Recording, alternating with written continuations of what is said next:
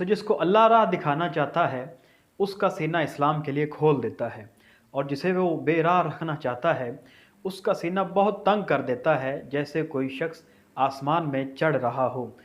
अरब के सहरा में उतरने वाली ये आयत जो है वो भी अपने अंदर एक बहुत बड़ा साइंटिफिक फैक्ट रखती है। ये ज़ाहिर है उस वक्त के लोग इसको नहीं जानते होंगे। लफ्ज़ ये भी इस्तेमाल हो सकता था कि जिस तरह कोई शख्स सीढ़ियाँ चढ़ता है या जिस तरह कोई शख्स पहाड़ पे चढ़ता है, क्योंकि वो इन दोनों चीज़ों से वाकिफ़ थे कि पहाड़ पे अगर कोई चढ़ता है तो उसका सांस फूल जाता है। लफ्ज़ इस्तेमाल हुआ कि जैसे कोई आसमान में चढ़ता है। अब उनको क्या पता कि आसमान में चढ़ने से जो उसका सीना जो है वो तंग कैसे हो जाता है। तो साइंस, क्योंकि आजकल साइंस का दौर है, साइंटिज़म ने जो जन्म ले रखा है, तो आज हमें पता है कि आसमान में चढ़ने से सीना तंग कैसे होता है।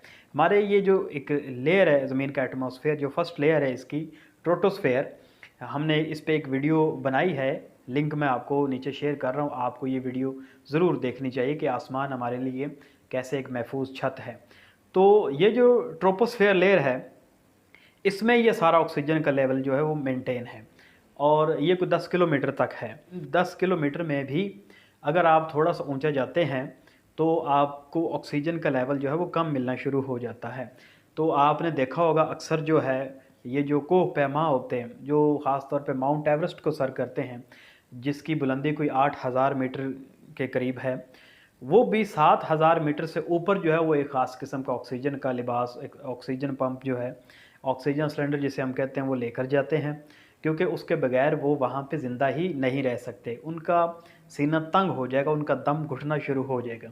इसी तरह मुख्तलिफ़ किस्म की एयरलाइंस जो हैं वो भी जब ज़्यादा ऊंचाई पर होती हैं तो ऑक्सीजन के कम प्रेशर की वजह से, कम लेवल की वजह से वो एक ख़ास किस्म का मास्क जो है अपने मुसाफिरों को पहनाते हैं, ताकि वो आसानी से सांस ले सकें और उनका दम जो है वो ना घुटे, उनका सीना तंग ना हो।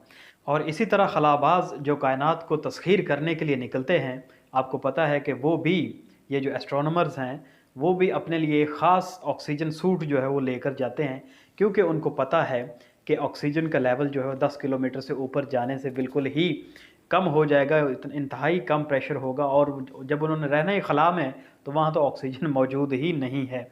तो अब हमें समझ आता है कि आसमान में चढ़ने से उनका सीना किस तरह से तंग होता है, किस तरह उनका दम घुटता है। तो कुरान ने बड़े ही सिंपल से अंदाज में ये बात समझा दी।